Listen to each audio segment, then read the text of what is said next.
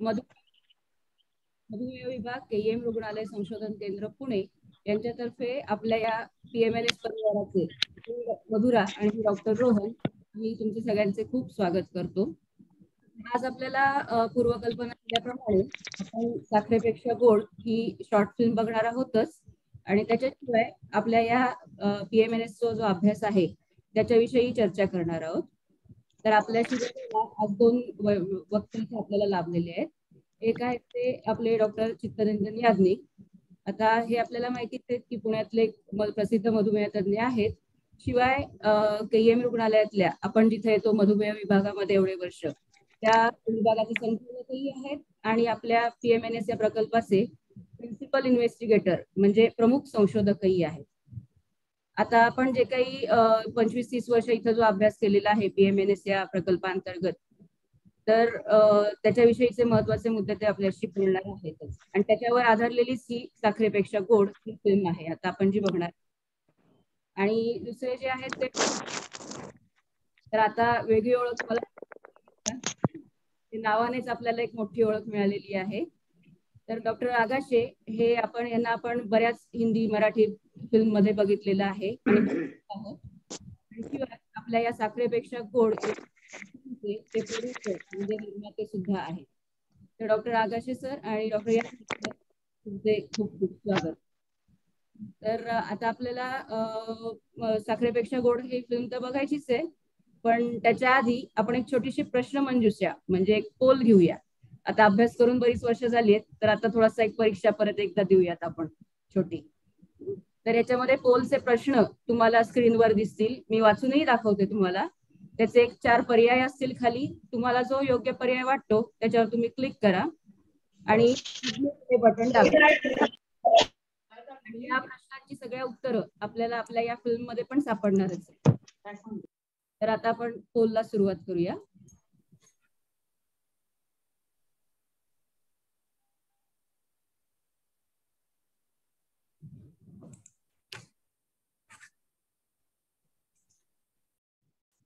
हा तर आता पहिला प्रश्न आता स्क्रीनवर दिसतोय आपल्याला की गरोदर स्त्रीचा आहार रोजची कामं याचा होणाऱ्या बाळाच्या आरोग्याशी संबंध असण्याची शक्यता असते का?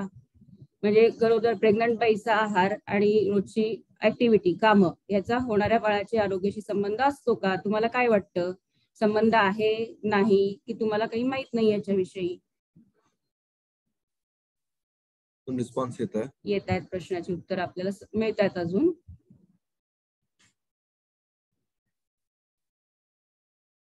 आपण प्रेग्नन्सी मध्ये जी काही कामं करतो जे काही खाणं पिणं घेतो त्याचा आपल्या बाळाच्या आरोग्यावर संबंध असू शकतो का? आहे का? नाहीये का? का माहित नाहीये?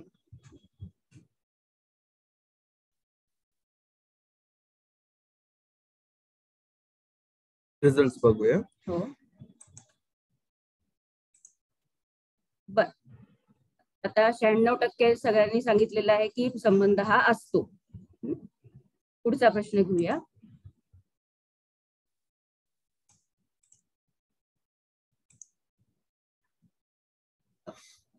जन्मानंतर बाळाला किती महिने निव्वळ स्तनपान द्यायला पाहिजे? म्हणजे केवळ ब्रेस्ट फीडिंग करायला हवं. म्हणजे डिलिव्हरी नंतर तुम्ही किती महिने ब्रेस्ट फीड केलं होतं किंवा करायला पाहिजे असं तुम्हाला वाटतंय? 4 महिने, 6 महिने, 12 महिने किंवा तुम्हाला काही अंदाज नाही याच्याविषयी? केवळ स्तनपान म्हणजे बाकीचंही आपण वरचं काहीच द्यायचं नाही अन्न, फक्त अंगावरच्या दुधावर बाळ असतं, त्याला निव्वळ स्तनपान म्हणायचं.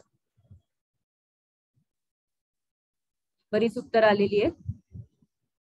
तर 76% मुलींनी आपल्याला सांगितलं की 6 महिने हे केवळ स्तनपान द्यायलाच हवं. पुढचा प्रश्न बघूया. गरोदरपणामध्ये कोणता व्यायाम करणं योग्य आहे? प्रेग्नन्सी मध्ये कुठली ऍक्टिव्हिटी किंवा कुठला व्यायाम करायला पाहिजे? चालण्याचा, घरातली आपली कामं म्हणजे स्वयंपाक, धुणी भांडी ही सगळी, योगासनं का वरचे सगळे पर्याय करायला हरकत नाहीत, वरचे सगळे कामं करायला हरकत नाही असं वाटतंय तुम्हाला? प्रेग्नन्सी मध्ये कोणता व्यायाम करणं योग्य वाटतं? एकदम चालण्याचा, घरातली कामं, योगासनं आणि वरचे सगळे पर्याय. तुम्हाला योग्य वाटणाऱ्या उत्तरावर क्लिक करा आणि खाली सबमिट बटन असतं त्याच्यावर पण प्रेस करा.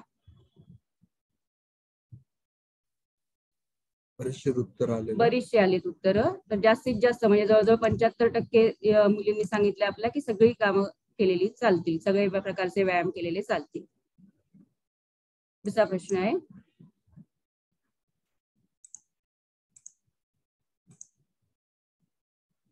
मधुमेहाची फॅमिली हिस्ट्री असलेल्या कुटुंबातील व्यक्तीला भविष्यात मधुमेह होतोच का? म्हणजे ज्यांना घरामध्ये कुणाला शुगर आहे किंवा डायबेटीस आहे अशांना भविष्यामध्ये मधुमेह होतो का, असं तुम्हाला चूक आहे विधान, बरोबर आहे का, तुम्हाला काही अंदाज नाही याच्याविषयी? घरी जर शुगर असेल तर किंवा डायबेटीस असेल कुणाला, आई वडील आजी आजोबा, तर अशांना पुढे भविष्यामध्ये हा डायबेटीस होतोच असं किती जणांना वाटतंय ते आपण बघतोय. चूक आहे बरोबर आहे की माहित नाही. आता आलीत उत्तर बरीचशी. 60% मुली म्हणतात की हे चुकीचं आहे. पुढचा प्रश्न आहे, जन्माच्या वेळी कमी वजन असलेल्या बाळांना भविष्यामध्ये मधुमेह होण्याची शक्यता जास्त असते. हे चूक आहे का, बरोबर आहे का माहित नाही? म्हणजे ज्या बाळांना जन्माला ज्यांचं वजन कमी होतं त्यांना फ्युचरमध्ये पुढच्या आयुष्यामध्ये डायबिटीस हा होतो किंवा होण्याची शक्यता जास्त असते. हे चूक आहे का, बरोबर आहे का, की तुम्हाला अंदाज नाही याच्याविषयी काही?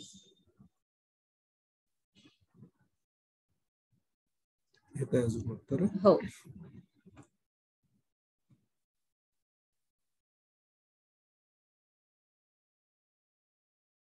या 68% मुली म्हणतायत की हे चुकीचं आहे. पुढचा प्रश्न आहे,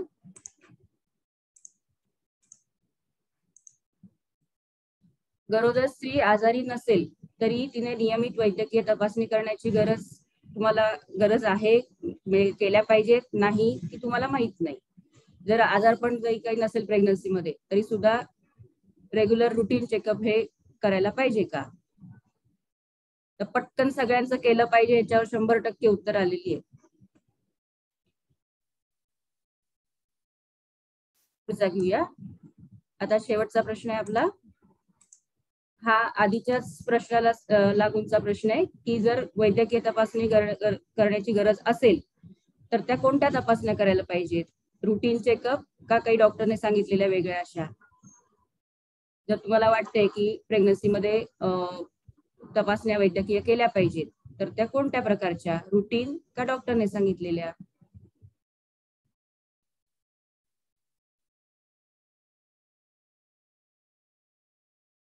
बरे आले. 70% मुली म्हणतायत की डॉक्टरने सांगितलेल्या केल्या पाहिजेत आणि 30% म्हणतायत की रुटीन चेकअप केलं पाहिजे. तर आता ही सगळे प्रश्न आपण तुम्हाला जे माहिती असलेली उत्तरं तुम्ही नोंदवली याच्यामध्ये. तर आपल्या या फिल्म मध्ये पण आता आपल्याला ही सगळी उत्तरं मिळणार आहेत. तर आता अधिक आपण उत्सुकता न वाढवता आपण फिल्म बघूया, साखरेपेक्षा गोड.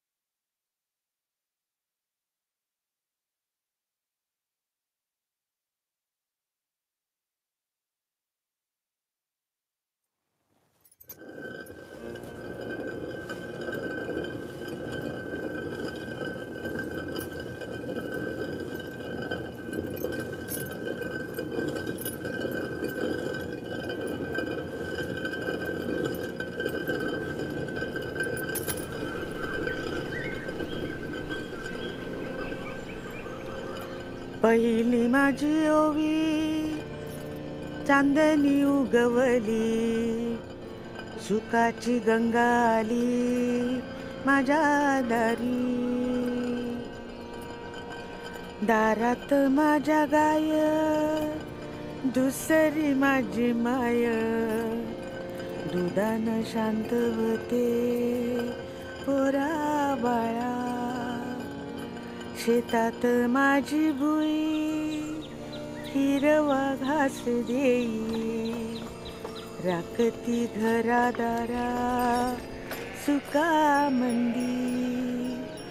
माझ्या गावामंदी उपाशी कुणी नाही, घासाला घास देती एकामेका.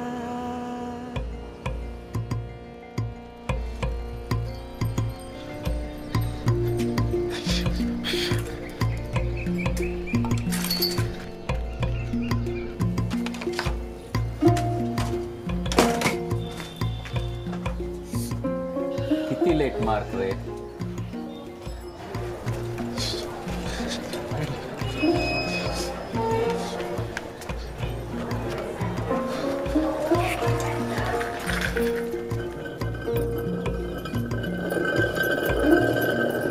मामी कशाला दमवतं शरीर? गिरणीला देऊ म्हणलं लाया, पण तुम्ही ऐकत नाही. तुम्ही लई शहाणी माणसं. अहो तुम्हाला सगळं पुण्यातलं खायला पाहिजे. हा, फळं खायची नाही, ताजा भाजीपाला खायचा नाही. मग मला इथं दुखतं तिथं दुखतं म्हणून जाऊन डॉक्टरची धन करायची. आता लक्ष्मी येणार बाळपणाला म्हणून तिच्यासाठी लाया दळून ठेवती.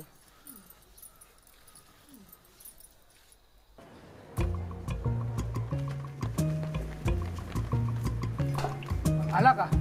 चल, त्या भालेकर मॅडम विचारत होत्या.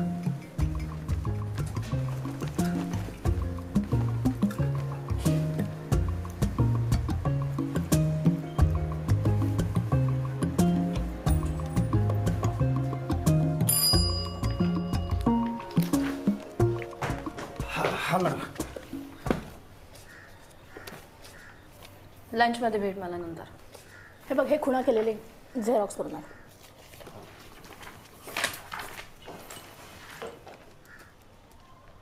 Parvati, I think we don't need to worry at all. We have enough data to prove our findings. But Dr. Bilyamoria is not convinced yet. Bangladesh आणि श्रीलंकेचा डेटा हेच सांगतो की मूल जर जन्मतः अशक्त असेल तर त्याला प्रौढपणी डायबिटीस होण्याची शक्यता असते. पण पाकिस्तानचे डॉक्टर शेख म्हणतात की असं ठामपणे सांगता येणार नाही, कारण डायबिटीजला अनेक फॅक्टर्स कारणीभूत असतात, विशेषतः अनुवंशिकता. Hello, doctor Hema Bhalekar speaking. Hello, मी डॉक्टर आनंद देसाई बोलतोय आपल्या डायबिटीज ट्रीटमेंट सेंटरमधून. हां, कालच मी तुमचा ब्रिटिश मेडिकल जर्नल मधला पेपर वाचला. एक्सलंट, अतिशय सुंदर, फार महत्वाचा आहे. Thank you sir. तुम्ही आमच्या सेंटरला जरा याल का भेटायला? Let's meet over a cup of tea. तुम्हाला काही आकडेवारी दाखवायची? हो हो, लगेच येते. आणि येताना तुमचं स्टॅटिस्टिक्स घेऊन याल का प्लीज? ओके, आलेच. Thank you.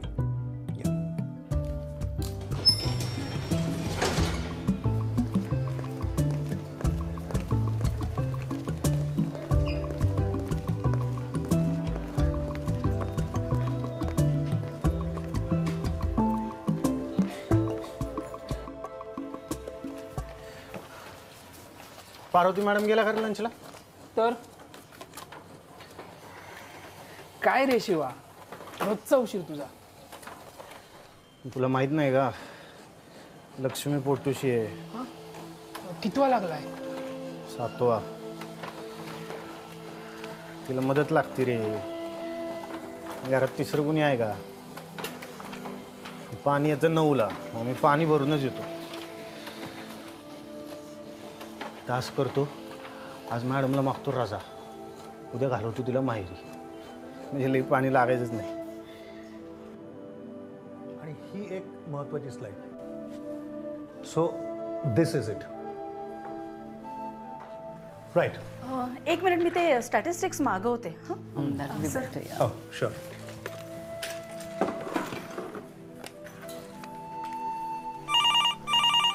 Hello.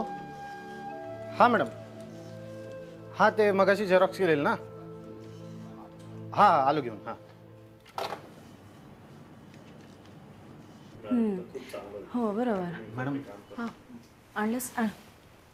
I think this is very interesting I think so. नाही थांब जरा, ह्यांच्याकडचे काही रिपोर्ट्स आपल्याला खाली न्यायचे. बरं सर. ऍक्च्युली आमचे हे लक्ष लागलं आहे. स्ट्रेस हा एक तर फॅक्टर आहेच, पण चुकीचं डाएट त्याच्यामुळे हल्ली लहान मुलांनाही डायबिटीज दिसायला लागलाय. पण सर, डॉक्टर हेमांनी त्यांच्या पेपरमध्ये जे मांडलंय ना ते नवीन आहे. म्हणजे सध्याच्या काळात तणाव आणि आहार हे तसे माहीत असलेले मुद्दे आहेत, पण तरीसुद्धा. सर, चुकीचा आहार हे तर कारण आहेच आहे, पण तो फक्त पेशंटचा नाही. पण आमच्या डेटावरून आम्हाला असं दिसतं की पोटात बाळ असताना जर बाईला सकस आहार मिळाला नाही तर ते बाळ अशक्त जन्मतं आणि मग त्याला मोठेपणी डायबिटीस होण्याची शक्यता असते. म्हणून आम्ही म्हणतो की गरोदर बाईच्या आहारावर लक्ष खूप केंद्रित करायला हवं. Right? If you ask me, I'm fully convinced about your findings. Yeah, even I agree.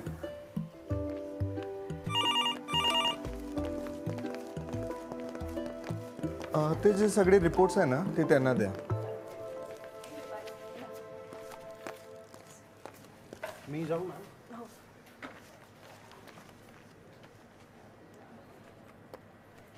Thank you doctor.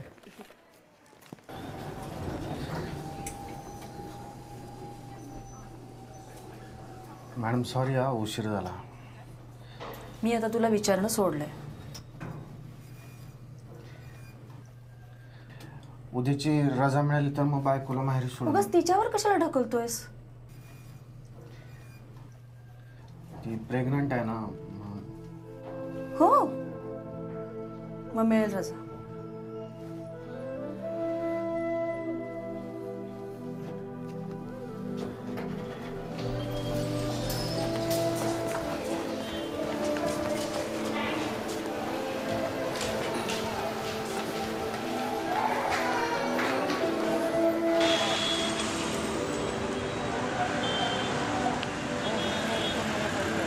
जपून राहा म्हणजे झालं काय. मला लय भीती वाटतं. घाबरायचं काय त्याच्यात. आता आमच्या आईला 10 पोरं झाली, आजीला 12 झाली. हां, आणि त्यातली जगली किती? 3. आणि आत्याबाई तर आजारानं निजूनच असतात. उगं वाकड्यात जाऊ नको, सांगितलं तेवढं कर. आपण आपलं खाणं पिणं नीट ठेवायचं, उगं वजन बिजन उचलायला जायची नाहीत म्हणजे झालं काय. मोबाईल दिलाय ना तुला, काय लागलं तर लगेच फोन करायचा. ये तुम्ही लगेच काय. हा, तुम्ही पण खाण्याचे हाल करू नका. हॉस्पिटलच्या कॅन्टीनला खा.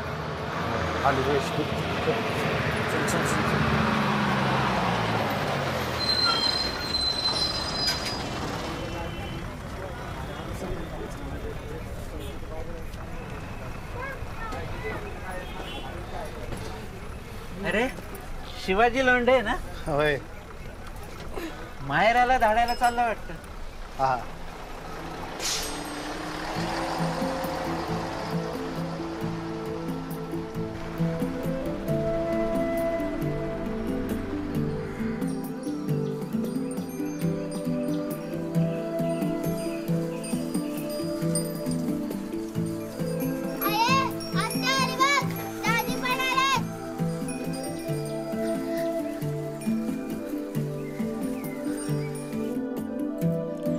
आल्याची गेल्याची पारुषा खऱ्याची दृष्ट जाऊन नव्हते रे देवा. आली ग बाय माझी आली. या ये ये या सावकाश. बघू पैलट करणीचं पोट कसं दिसतंय. या पैलट करणीच्या मानाने पोट लई मोठं आहे ग. यशवदे आता बाळांपण होईसपर्यंत दुधा तुपाचा हात आकडता घ्यायचा, मग सैल सोडायचा. हा होय मामी, घ्या पाणी. भाऊजी आता आले तर राहा 2 दिवस. नाही रे, रजा कुठे आहे, उद्या गेलं पाहिजे. तुम्ही तिला लई कष्टाची कामं देऊ नका काय. या लेख कोणाची आमचीच नाही का, आम्ही कष्टाची कामं कशाला करून देऊ. हा ना. अहो तुम्ही काही चिंता करू नका. आम्ही तिला काही कष्टाची कामं लावणार नाही, आणखी पोट बी वाढू देणार नाही. बाळपण सैल होईल असंच बघू बघा. अगदी अगदी अगदी काय बी काळजी करू नका. जावे बापू, बिनगोर जावा तुम्ही. आता हाय आमच्या ताब्यात ती. होय तर.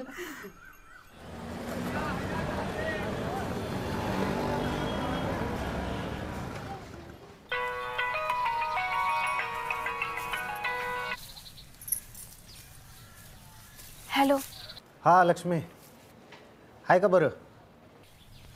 मी चांगली आहे,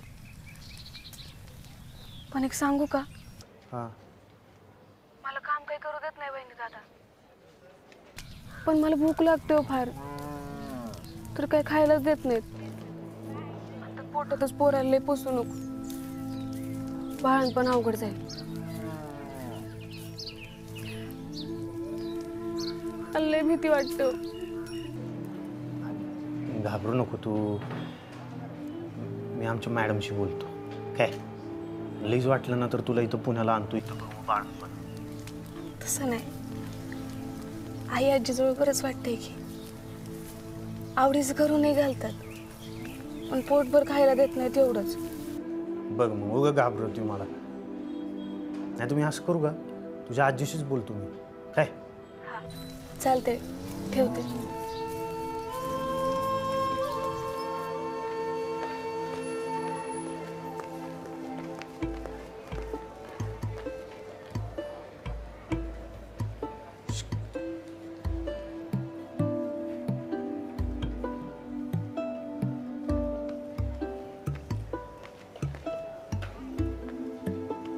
मॅडम,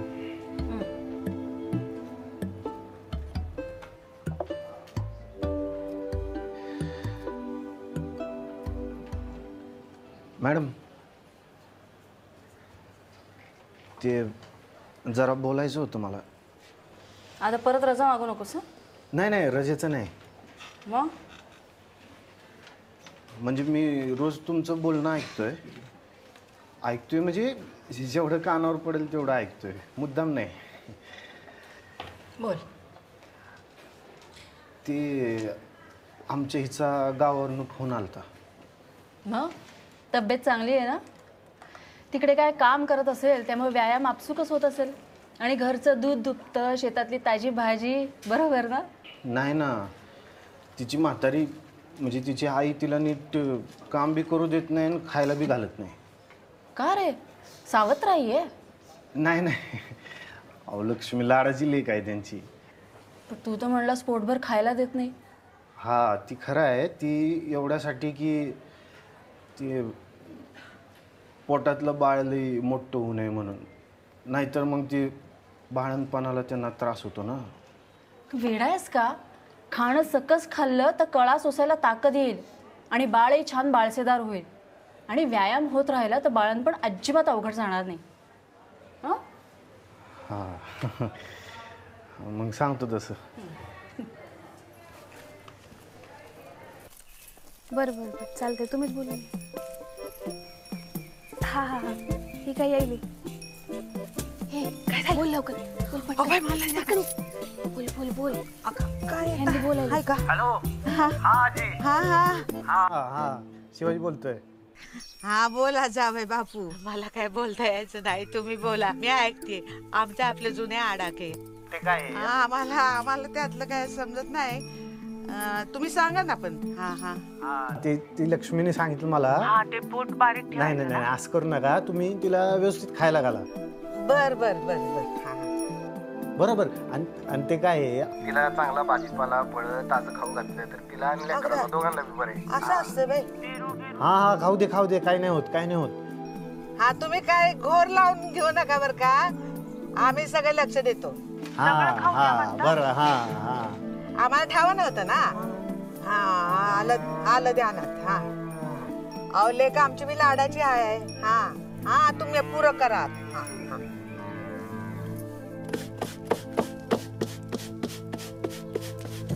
अहो ते काय माझं सावत्र लेकरू आहे का?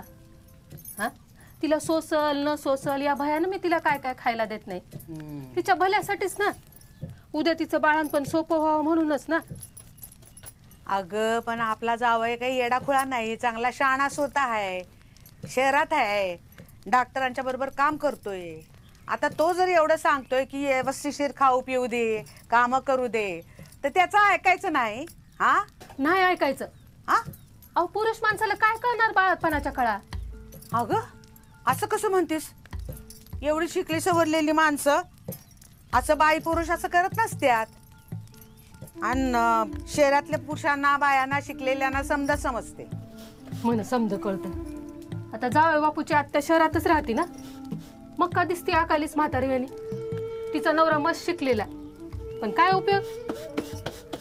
हे बघ, जावई बापू काय म्हणतात पुरे तुमचं, तो सांगणार आणि तुम्ही ऐकणार. शास्त्र आहे ते, आम्हाला कुणी सांगणार असतं तर बरं झालं असतं.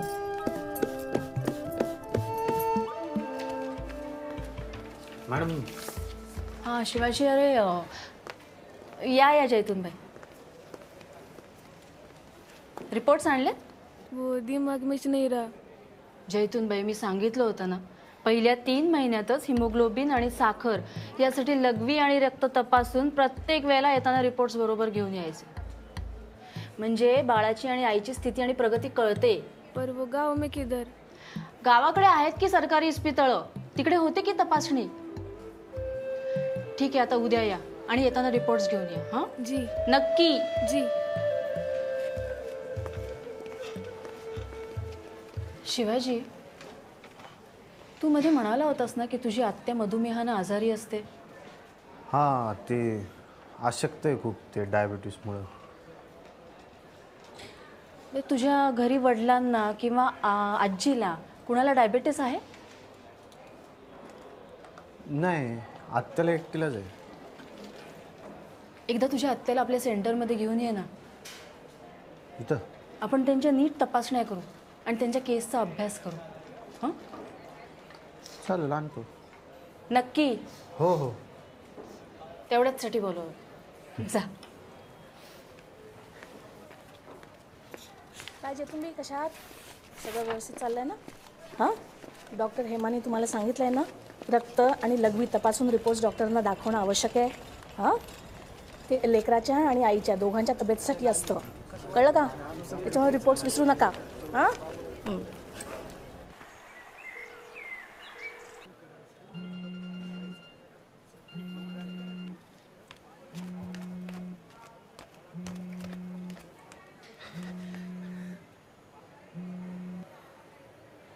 हॅलो. हा बोल. मी बरी आहे, शेतावर जाते, कामं पण करते. आणि गंमत सांगू, आपल्या दादाची चंदन आजी मला चोरून काय काय खायला आणून देत असतात. आता मला छान वाटतंय, म्हणजे जडही फार झालंय. तुमचं बरं आहे, आईला आतून सारख्याला आता खावं लागतं. हा. नुसतं काय विचारायला फोन केला होय? नाही, काय सांगतो ती नीट ध्यानात ठेवतो. तवा आता गावच्या सरकारी इस्पितळात जाऊन ये पहिले. हा, तिथली आधीचे रिपोर्ट घेऊन जा तुझे. रक्त, लघवी, साखर सगळं तपासून घे. काय? होय. नुसतं वय नाही, शपथ घे माझी. कमाल करता. तुमची शपथ, तपासणी करेन. ठेवते.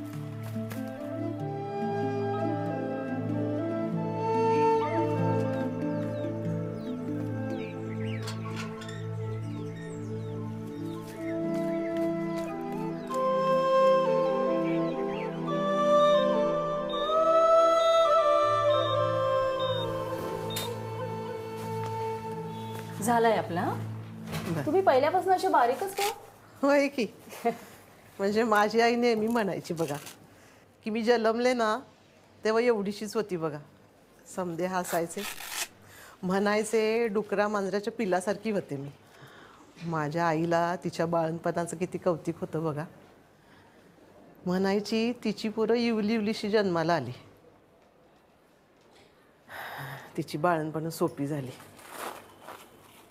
आणि मी बी अशीच पहिल्यापासून वाळकीच, माझी बाळणपण पण सोपीच झाली. काय आहे, इतके दिवस लोकांना हे माहितीच नव्हतं ना की पोर जन्मतः जर कमी वजनाचं असेल तर त्याला मोठेपणी डायबिटीस होण्याची शक्यता असते. 35 वर्ष अनेक केसेसचा अभ्यास करून आमच्या हे लक्षात आलंय. आणि शिवाच्या आत्या, आपल्याला थोडीच डुकरासारखी खूप पोरं होतात. आपल्याला देवानं बुद्धी दिली आहे डुकरापेक्षा कितीतरी जास्त, म्हणून आपण एका पोराला पोसून 100 वर्ष जगवू शकतो आणि जगूही शकतो. बघा विचार करू.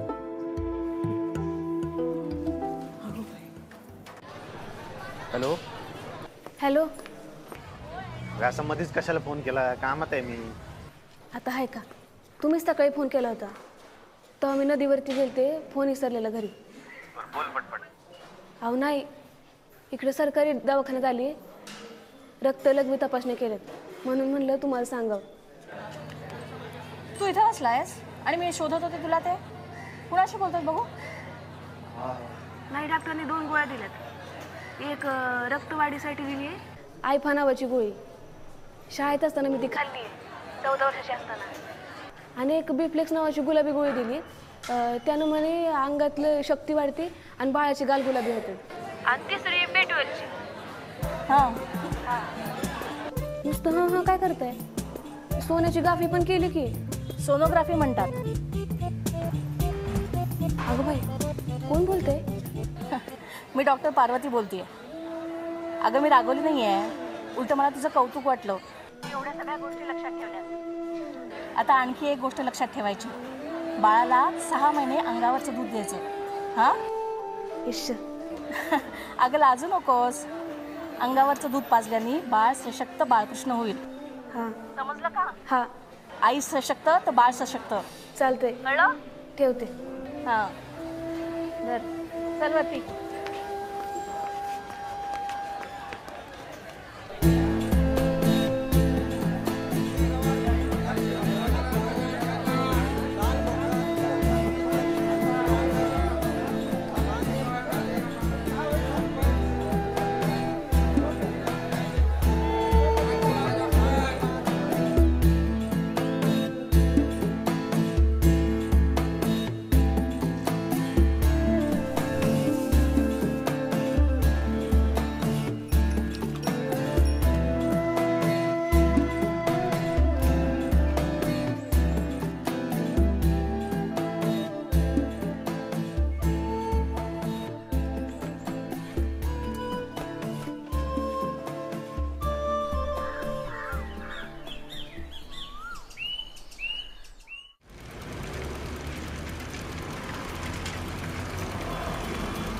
ताई पेढा घ्या, पेढा. मुलगी झाली मला. 7 पाऊंडाची झाली, सगळं व्यवस्थित आहे. Thank you thank you. रसा हवी आहे? मुलगी झाली 7 पाऊंडाची. मस्त मस्त. अरे हे घ्या. Thank you thank you. शिवा, अरे अभिनंदन बरं का. हे घ्या, हे घ्या. Thank you thank you thank you. अरे पार्वती मॅडम देतो.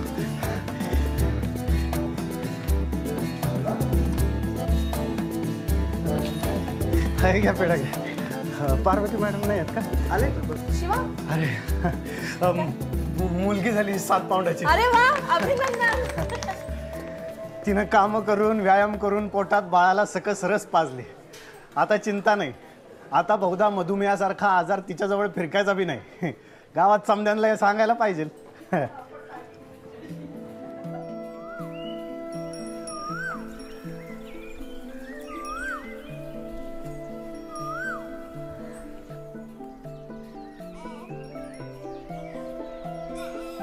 साखरेपेक्षा काय गोड पेरूची फोड, पेरूची फोड.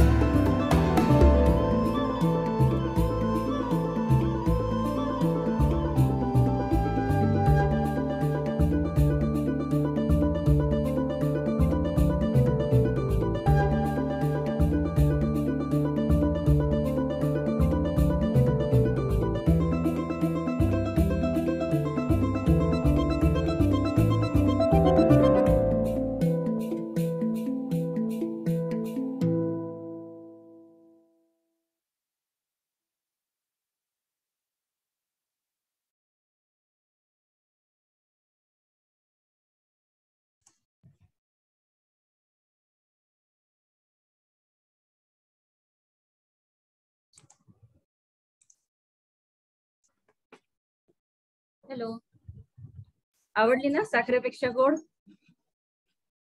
तर आता आपण आगाशे सर पण आहे तिथे, तर त्यांचं या फिल्म विषयीचं छान मनोगत ऐकूयात सुरुवातीला. आगाशे सर.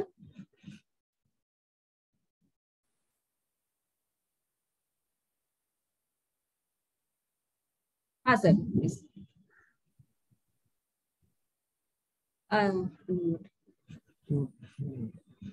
सर तुमचा आवाज येत नाही. आगाशे सर. नाही.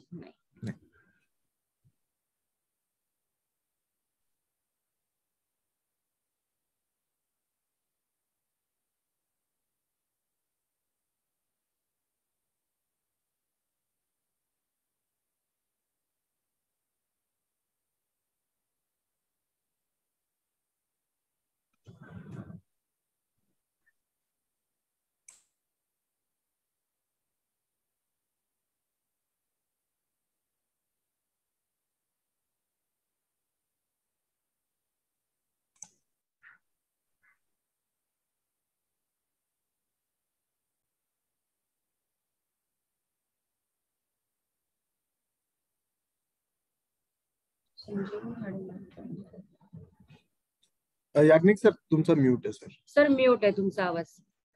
याज्ञिक सर तुम्ही म्यूट आहात. अनम्यूट करा. तुम्ही अनम्यूट करू शकता. हा माझा आता अनम्यूट झालं. तुम्ही करू शकत होता. हो. आगाशे सरांचा अनम्यूटच आहे पण त्यांचा आवाज येतो. काहीतरी इयरफोन कनेक्ट प्रॉब्लेम येतो.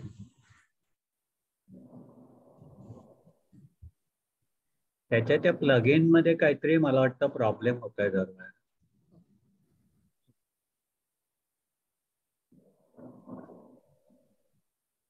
नाही मोहन आम्हाला ऐकू नाही येत आहे.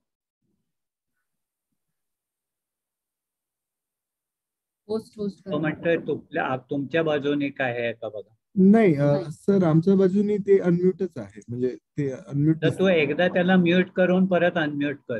या I will do that. Okay. अच्छा दुसरे डिव्हाइसनी आहे सर. Okay sorry. ते 2 डिव्हाइसनी आहे. ओके.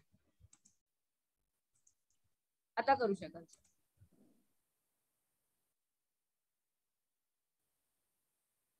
आकाश सर मी तुम्हाला दुसऱ्या डिव्हाइसनी केलेलं. Now we'll be able to sir. Sir दूसरा डिवाइस म्यूट है तुमचा अजून.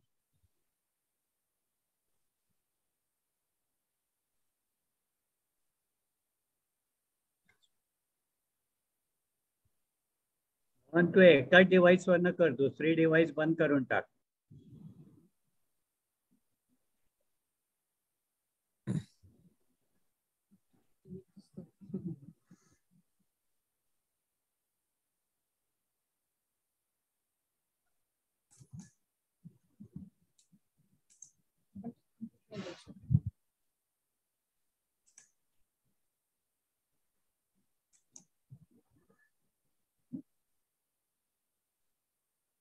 नाही होते का मग तोपर्यंत आपण जरा पोल घ्यायचा का परत. पटकन घेऊया आता म्हणजे तोपर्यंत ते डिव्हाइस सॉर्ट आउट करेल. Yes okay. पोल घेऊन टाकूया आपण ते परत. Mohan may be join again म्हणजे ड्रॉप होऊन जॉईन कर.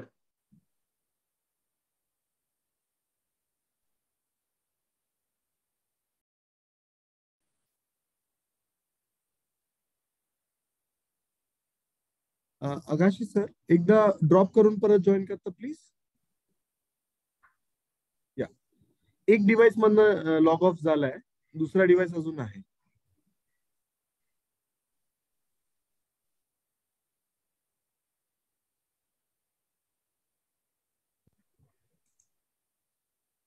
ठीक आहे. मी poll will go to the poll. Poll बघून घेऊ. त्या दुसऱ्या डिव्हाइस मधनं पण ड्रॉप कर आणि परत जॉईन हो आणि एकाच डिव्हाइस मधनं जॉईन कर. ते परत कनेक्ट झाले दुसऱ्या ह्याच्यावर. तोपर्यंत पोल करू आपण म्हणजे जरा. हो आता तयारी. या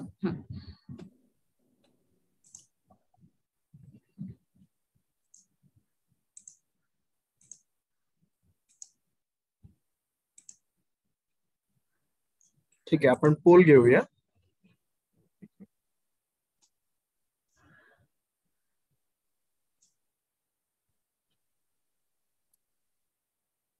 hello.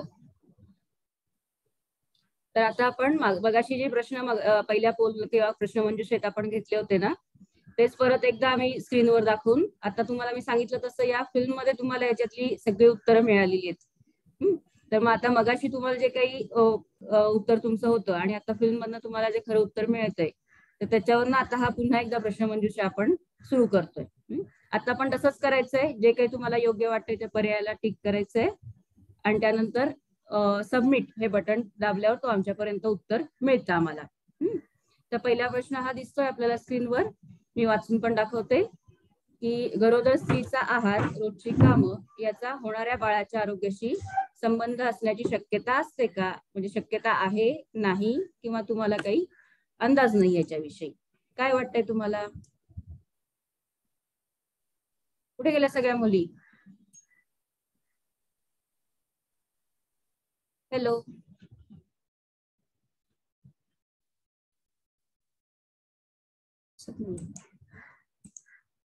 You are not sharing screen. करता शेअर झालं नव्हतं, करूया.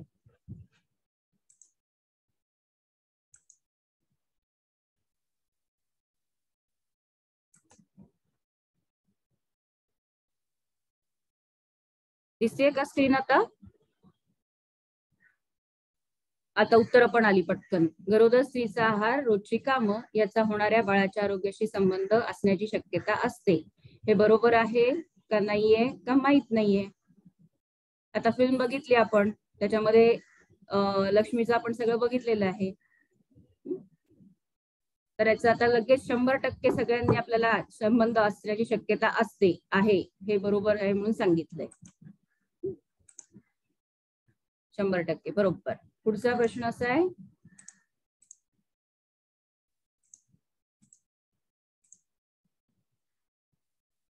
हा, की जन्मानंतर बाळाला किती महिने निव्वळ स्तनपान किंवा केवळ ब्रेस्ट फीडिंग करायला हवं? तर आता पण हे सुद्धा उत्तर आपल्याला मिळालेलं होतं, त्याच्यामध्ये डॉक्टरांनी सांगितलं होतं तिथल्या. तर त्याची उत्तर आपल्याला मिळाली. 6 महिन्यावर सगळ्यांनी अगदी पटकन क्लिक केलेलं आहे. पुढचा प्रश्न घेऊया.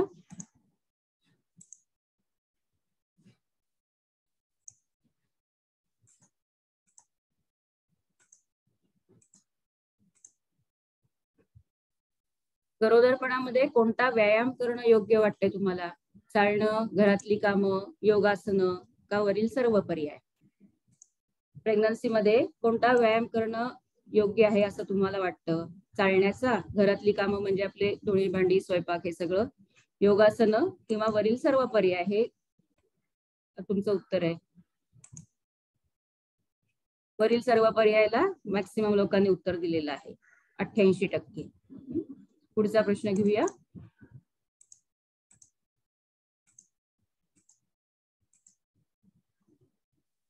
मधुमेहाची फॅमिली हिस्ट्री असलेल्या कुटुंबातील व्यक्तीला भविष्यात मधुमेह होतोच का? चूक आहे, बरोबर आहे का माहित नाही? ज्याला घरामध्ये आई वडील बहीण भाऊ आजी आजोबा यांच्यापैकी कुणाला जर डायबिटीस असेल तर त्यांना भविष्यामध्ये डायबिटीस होण्याची शक्यता असते. चूक आहे, बरोबर आहे का तुम्हाला माहित नाही? काय वाटतंय तुम्हाला?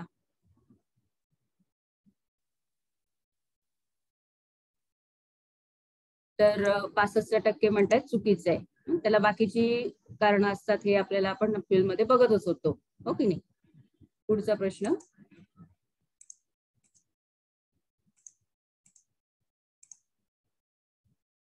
जन्माच्या वेळेला कमी वजन असलेल्या बाळांना भविष्यात मधुमेह होण्याची शक्यता जास्त असते. हे चूक आहे, बरोबर आहे का तुम्हाला अजून ते नाही कळलेलं व्यवस्थित? जन्माच्या वेळेला जर वजन कमी असेल बाळाचं तर त्याला फ्युचरमध्ये भविष्यामध्ये डायबिटीस होण्याची शक्यता किंवा मधुमेह होण्याची शक्यता जास्त असते. तर बरोबर, ह्याच्यावर एकदम छान पटकन उत्तर आलीत आपल्याला 86%.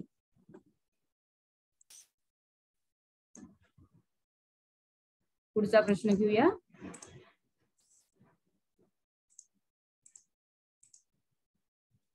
पुढचा प्रश्न आहे की गरोदर स्त्री जरी आजारी नसली तरी तिने नियमित वैद्यकीय तपासण्या करण्याची गरज नाहीये, केल्या पाहिजेत का माहित नाही. मग अशी बरेच जण संभ्रमित होते, हे करायला नको, केली पाहिजे, माहित नाहीये, असं सगळ्या प्रकारची उत्तरं होती. आता पटकन 100% सगळ्यांनी सांगितलं की करायला पाहिजेत तपासण्या, आजार नसला तरी सुद्धा, हो की नाही. पुढचा प्रश्न घेऊया. आता पुढचा प्रश्न मागच्या प्रश्नालाच जोडूनचा आहे की जर तपासण्या, तुम्ही सांगितलं सगळ्यांनीच की तपासण्या करणं गरजेचे आहेत, तर कोणत्या तपासण्या, रुटीन चेकअप का डॉक्टरने सांगितलेल्या. जर आजार नसतानाही तपासण्या करणं गरजेचं आहे प्रेग्नन्सीमध्ये, तर त्या कोणत्या प्रकारच्या तपासण्या करायला पाहिजे. रुटीन तपासण्या किंवा नियमित तपासण्या म्हणतो त्या, किंवा डॉक्टरने सांगितलेल्या. तर आपण बघितलं होतं फिल्म मध्ये सुद्धा, फोनवर त्यांनी सांगितलं होतं की नाही की कुठल्या तपासण्या करून घे म्हणून. तर तसं आता आपल्या इथं मुलींनी सगळ्यांनी उत्तर दिलंय, 84% मुलींनी सांगितलंय की डॉक्टरने सांगितलेल्या. आता आपण हे प्रश्न सगळे परत बघितले, तुम्ही फिल्म बघितली, त्यातनं तुम्ही उत्तर शोधली छानपैकी, हो की नाही. तर आता बंद होतोय फोन. तर आगाशे सरांचं हे झालेलं दिसतंय, ड्रॉप होऊन परत जॉईन झाले. आपण बोलूया त्यांच्याशी. आकाश सर अनम्यूट करता येईल तुम्हाला काय सर.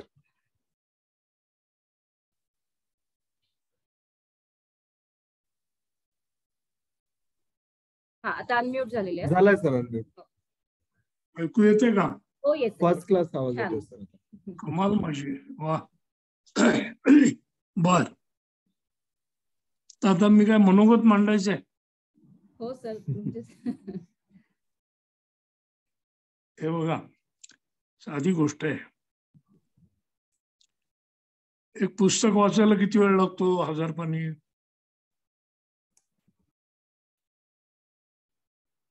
वाटतंय काही नाही तर 1 वीक तरी. त्याच्यावर सिनेमा केला तर बघायला किती वेळ लागतो.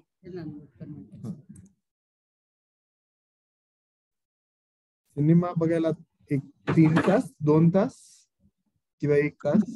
मग त्याच्याहून कमी पण लागू शकेल. हो. आता जी आपण आहे ही समजा माहिती गोष्ट म्हणून जरी लिहायची असेल तर ती गोष्ट वाचायला किती वेळ लागेल. एकदा तुम्हाला करून बघितलं पाहिजे, तुम्हाला अनुभव येईल. फिल्म करायचं कारण का, तर आपण एकमेकांशी बोलण्यासाठी किंवा एकमेकांना सांगण्यासाठी, कम्युनिकेट करण्यासाठी, संवाद साधण्यासाठी त्या वापरतो. बरोबर आहे, बरोबर आहे का नाही. मला कोणी कळत नाही बोलताय की नाही. बरोबर आहे. बर तर आता अशा 3 म्हणजे आता ज्या आपण बाई बघतोय त्या कुणातरी चूप करतायत, त्यांचा मुलगा येतोय. तर हे मला नुसतं दिसतंय, ऐकू काही येत नाही. तरी मला दिसत नाही की त्याला आता दिसला मुलगा, याला त्या सांगतायत तू गप्प राहा, थोडा गप्प राहा. पण आता हे त्यांनी न बोलता सुद्धा मला कळलं असतं. बरोबर आहे का. बरोबर आहे. आता मी मगाशी दिसत नव्हतो पण तरी काय कसं तुम्ही काय लावलं की नाही, केलं की नाही सगळं असं बोललो. तर ते रागावणं, प्रेमाने बोलणं सगळे बोलतो आपण, पण या बोलण्यामध्ये फरक असतो का नाही. फरक असतो. आता या सिनेमात तुम्ही पहिल्यांदाच बघितलं म्हणजे घरचे पण प्रेमानेच करतायत तिचं सगळं, यालाही काळजी आहे, पण घरचे जे प्रेमाने करतायत त्याच्यामध्ये काही त्रुटी आहेत, ते समजून सांगितलं पाहिजेत की नाही. म्हणून तिथे त्यांना एक मध्ये मनुष्य घातलेला आहे. बरोबर आहे की नाही. म्हणजे तो जो तिचा नवरा आहे हा खरा नवरा नसून ऑडियन्स आहे. तो नवरा ऐकतो तर सुद्धा तुम्हाला कसं कळलं? डॉक्टरनी सांगितलेल्या तपासण्या केल्या पाहिजेत. कारण आपण नॉर्मली तपासण्या करतो कुठे? आपल्याला डॉक्टरने सांगितल्यावर तपासण्या करतो आपण, किंवा आपण आजारी असल्यावर जातो, मग डॉक्टर सांगतो, मग तपासण्या करतो आपण. बरोबर आहे की नाही? संभाषणाचे प्रकार आहेत, भाषा आहेत. त्यातली एक भाषा आहे गणी. बघायचं कसं कळलं पाहिजे, काय बघायचं कळलं पाहिजे. म्हणजे सारखं मान खालची घालून पायाकडे बघत राहिलं तर समोरचा कसं म्हणतोय वाक्य ते कळणार नाही. नाही तो वाक्य की शहाणे आता तुम्ही, बरोबर आहे, बघितला की म्हणा शहाणे आता तुम्ही. अर्थ वेगळे होतात की नाही? होतात. किंवा तुम्ही विचारलं मी शहाणी आहे ना असं म्हणलो पुढे, अर्थ वेगळा होतो की नाही? म्हणजे ती भाषा, फक्त ती भाषा आपल्याला शिकवत नाहीत, आपली आपण शिकतो. आई वडिलांबरोबर राहतो तर आपल्याला बरोबर न बोलता कळतं की आज काय वडिलांचा मूड चांगला नाही, नको विचारलं काहीतरी आज. बरोबर आहे का नाही? हे फिल्म करायचं कारण बरोबर तेच आहे. कारण ते एकच कारण आहे की नवऱ्याची तीच काळजी बाहेरच्यांना पण आहे. माहिती होतीये ती त्याला स्वतःला नाहीये. तर हे डायबेटीसवर अभ्यास केलेले लोक त्याला सुद्धा सांगत नाहीयेत. ते जेव्हा दुसऱ्या कोणाला तरी सांगतायत तेव्हा याला कळत जात आणि मग तो आपल्या बायकोला सांगत. तर हे संवादाची जी भाषा आहे, लेकी बोले सुने लागे अशी, ही सिनेमात चांगली जमते आणि कळायला सोपं जातं आणि कमी वेळात जास्त कळू शकतं. हे सगळंच तुम्हाला लिहून कळवलं तर मग काय काय लिहावं लागेल?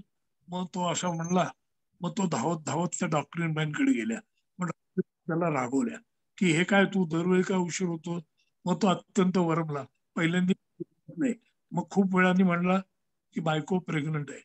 मग त्या रागवल्या, उगीच बायकोवर सगळं काही टाकू नकोस. आता हे सगळं असे लिहित गेलं, किती वेळ लागेल ते वाचून.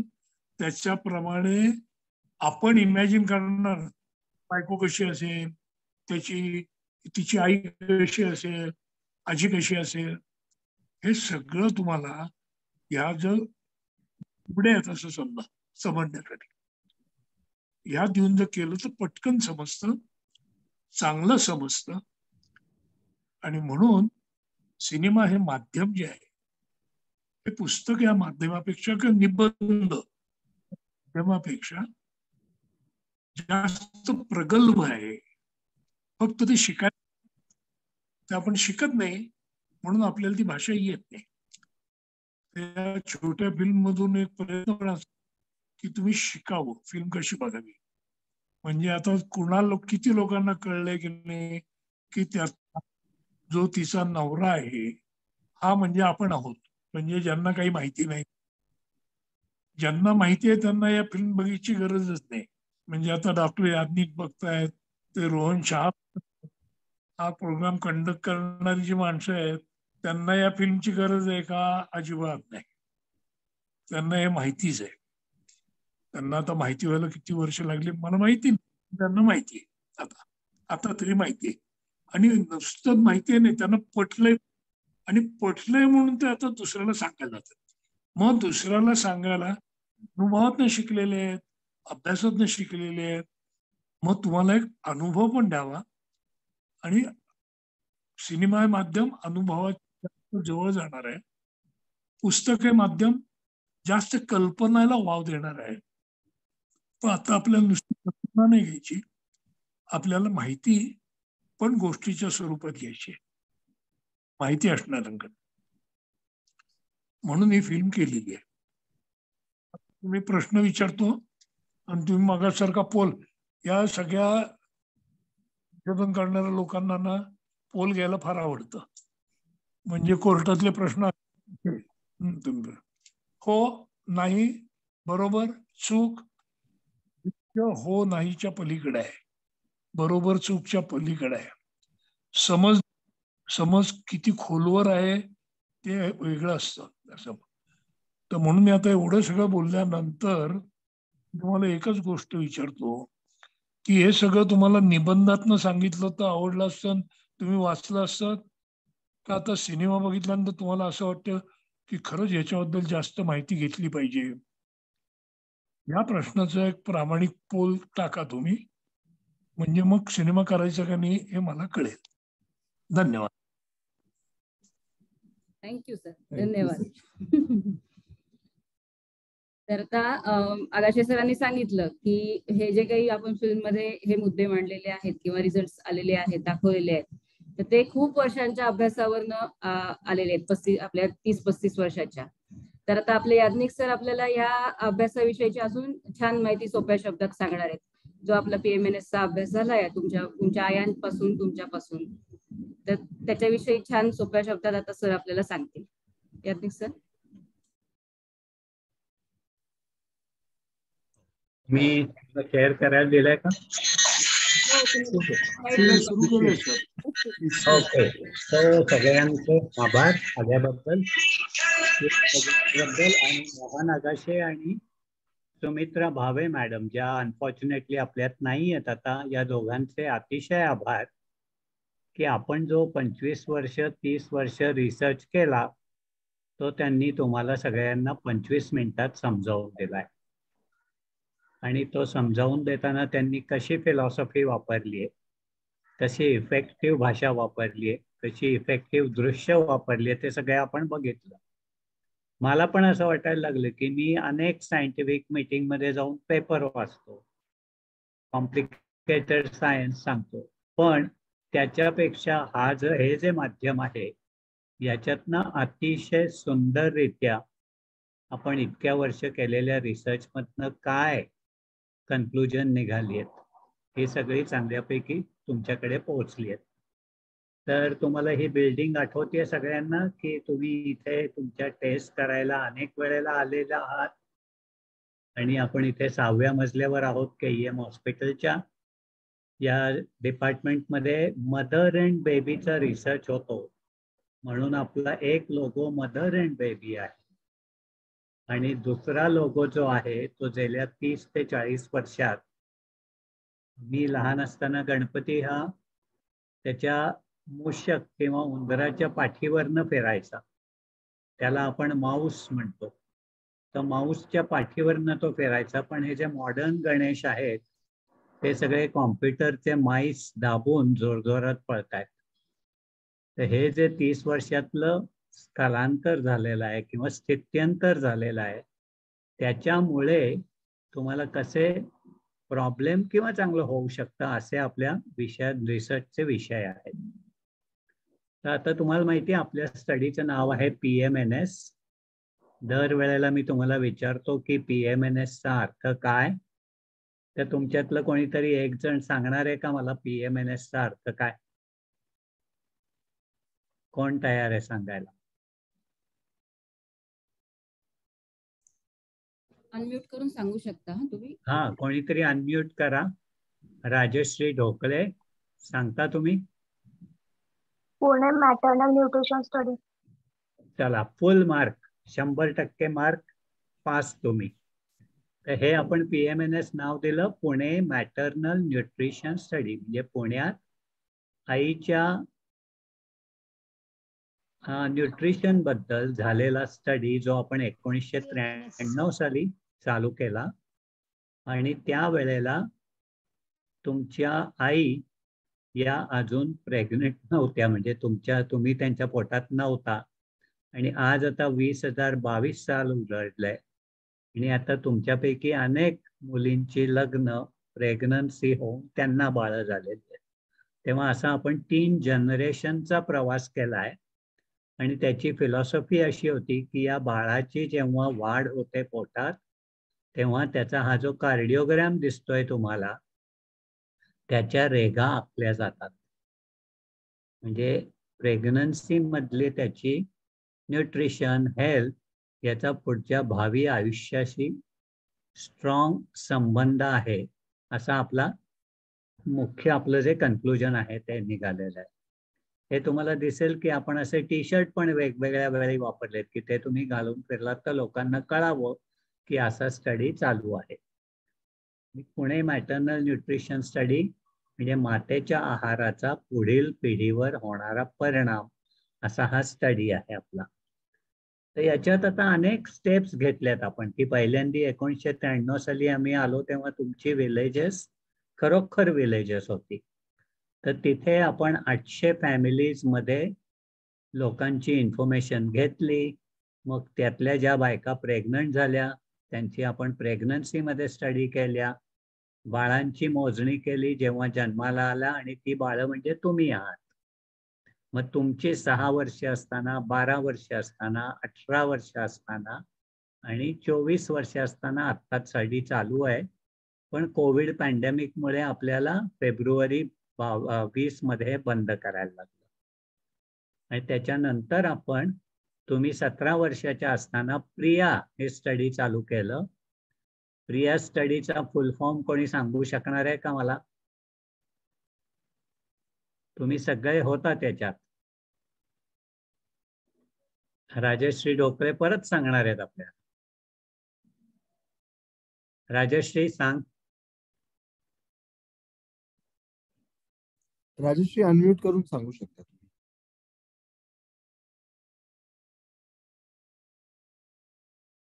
राजश्री तुम्ही म्यूट आहात का? आम्हाला ऐकू नाही येत आहे. बर ठीक आहे, मी सांग. कोणी दुसरं सांगायला तयार आहे? बर मी सांगतो. Pune rural intervention in young adolescents असं आपलं प्रिया स्टडीचं नाव होतं, ज्याच्यामध्ये आपण तुम्हाला सगळ्यांना विटॅमिन B12 आणि बाकीची विटॅमिन्स तुम्ही 17 वर्षाच्या असल्यापासून चालू केली आपण, आणि तुमची प्रेग्नन्सी आणि डिलिव्हरी हे सगळे आपण स्टडी केल्या. त्यामुळे आपल्याला या भागात पुणे मॅटर्नल न्यूट्रिशन स्टडीच्या ह्याच्यात जे जे शोध लागले त्याचा उपयोग करून आपण प्रिया स्टडी डिझाईन केली, आणि त्याचे इफेक्ट आता आपल्याला कळायला लागले. ते काय कसे ते आपण सांगूया. तर अजून एक गोष्ट आहे की हे मला वाटतं आपण जरा थोडं नंतर बघूया, की तुमच्या पेरेंट्स मध्ये काय झालं हे मी आज तुम्हाला पहिल्यांदाच सांगणार आहे.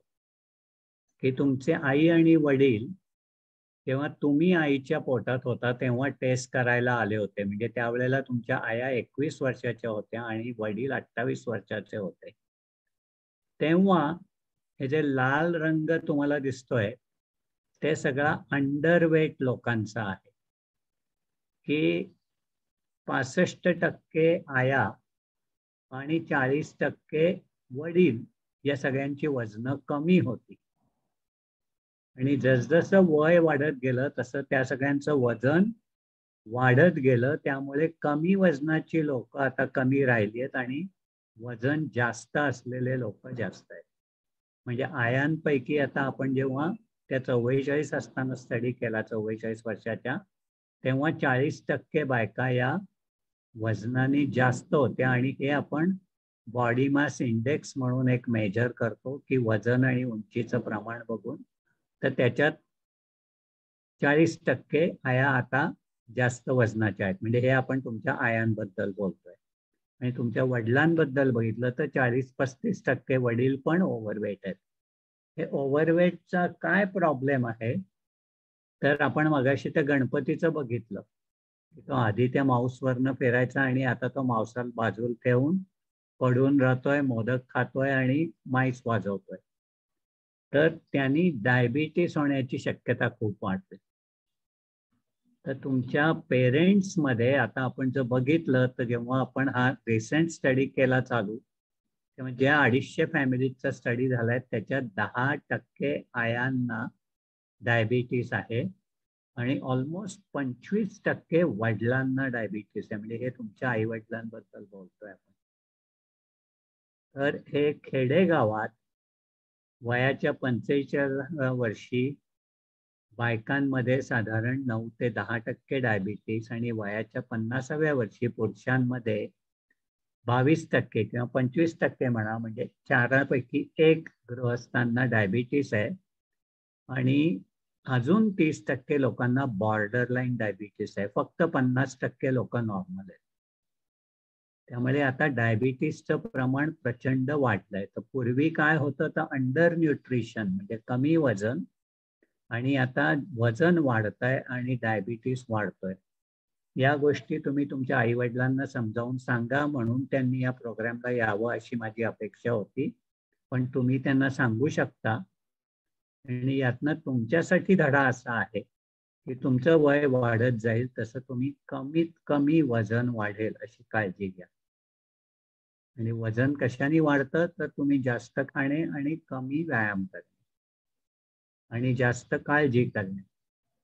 तेव्हा खाणे, व्यायाम आणि काळजी याची जर तुम्ही सांगड घालायला शिकलात तर तुम्हाला हे पेरेंट्समध्ये जे प्रॉब्लेम झाले ते होऊ नयेत याची काळजी घेता येईल. तर आता तुमच्या दृष्टीने आपण बघितलं तर तुम्ही जेव्हा 18 वर्षाच्या होत्या आणि तेव्हा तुम्ही जेव्हा डायबिटीस युनिटला येऊन तुमची आपण ग्लुकोज टॉलरन्स टेस्ट केली, म्हणजे ग्लुकोज प्यायला दिलं आणि तुमच्या रक्तातली आपण साखर तपासली. तर त्यावेळेला आमच्याकडे 356 मुलं आणि 307 मुली अशा टेस्टला आल्या होत्या. म्हणजे दोन्ही मिळून जवळजवळ 650 लोक आले होते. तर 307 मुलींपैकी 18% मुलींना बॉर्डर लाईन डायबिटीस होता त्यावेळेला. या सगळ्याचे रिपोर्ट आपण तुम्हाला दिलेत. त्याच्यावरनं जनरल ॲडवाइस दिला आपण तुम्हाला. त्यापैकी किती तुम्हाला कळलं नाही हे आम्हाला पण आता शक्यता म्हणजे अशी वाटायला लागली की लोकांना कळतंय का नाही, म्हणून आपण ही फिल्म केली. तर हे लक्षात ठेवा की तुमच्यापैकी 18% मुलींची शुगर त्यावेळेस बॉर्डर लाईन वाढलेली होती. त्यावेळेला 55% मुलींच्या रक्तात B12 कमी होतं. आणि या 2 गोष्टींच्या आपण नोटीस घेतली आणि तुमचा जो प्रिया स्टडी केला त्याच्यात आपण तुम्हाला सगळ्यांना B12 दिलं होतं. तर ही या सगळ्या फिल्मची आणि तुमच्या टेस्टची बॅकग्राऊंड आहे. मग या 18 वर्षाच्या असताना ज्यांना जास्त शुगर होती बॉर्डर लाईन, त्याची कारणं काय होती ते आपण तुम्हाला परत पोलमध्ये प्रश्न विचारले होते की त्यांच्या आईची जर तिच्या प्रेग्नन्सीमध्ये शुगर थोडीशी जास्त असली, म्हणजे डायबिटीस नव्हता त्यांना पण थोडीशी जास्त असली, तर मुलीची शुगर वाढायची शक्यता असते, मुलीची किंवा मुलाची. आई जर का ओव्हरवेट नसेल म्हणजे बारीक असेल तरी सुद्धा मुलीला डायबिटीस होण्याची शक्यता होती, कारण की बारीक असलेल्या बायकांची मुलं पण बारीक होती जन्मतः.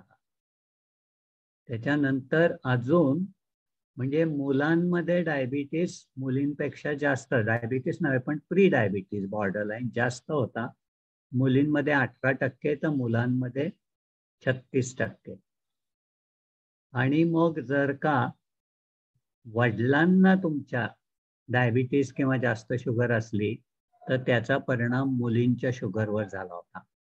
हे तुम्ही सगळं लक्षात ठेवायची गरज नाहीये, पण लक्षात असं ठेवू शकता की आई किंवा वडिलांना जर डायबिटीस असेल तर मुलांना होण्याची शक्यता जास्त असते.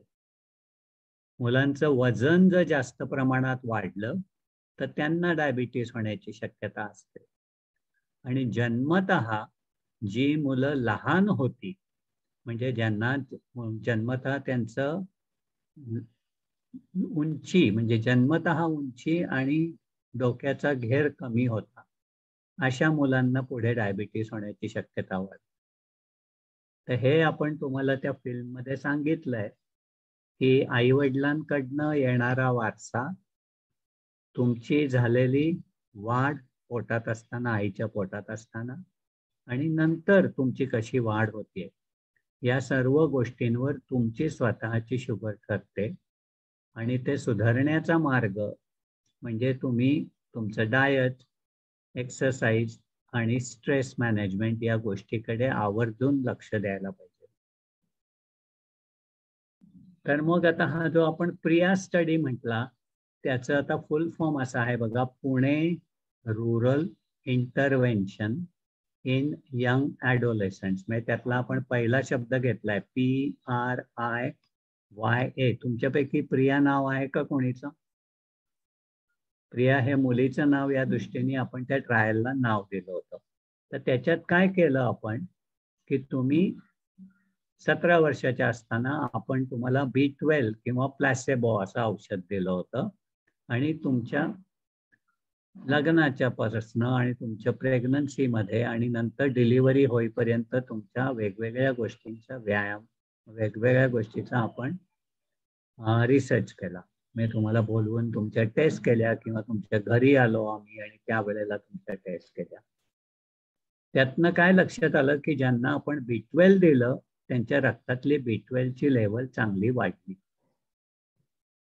आणि ज्यांना B12 नाही पण प्लॅसेबो मिळाला होता त्यांच्या रक्तातली B12 ची लेवल वाढली नाही. म्हणजे यातनं आपण शिकलो काय, तर B12 दिलं तर तुमच्या रक्तातली B12 वाढते आणि वडू भागामध्ये B12 ची कमतरता बऱ्याच प्रमाणात असल्यामुळे हा आपण स्टडी केला. जेव्हा डिलिव्हरी झाली तेव्हा आपण काय केलं, या सगळ्यांनाच B12 दिलं 3 ते 6 महिन्याचं वाढावं म्हणून. आणि नंतर तुम्ही घ्यावं अशी अपेक्षा आहे की तुम्ही जर का बाजारातनं आणून घेऊ शकता किंवा जास्त तुम्ही कुठल्या पदार्थातनं B12 मिळवू शकता ते आपण नंतर बघूया. तर B12 हा त्यातला एक विषय होता न्यूट्रिशनचा. त्यातनं आपल्याला अजून काय शिकायला मिळालं, तर हे बघा की हा फोटो मी 1994 साली काढलेला आहे एका घरात.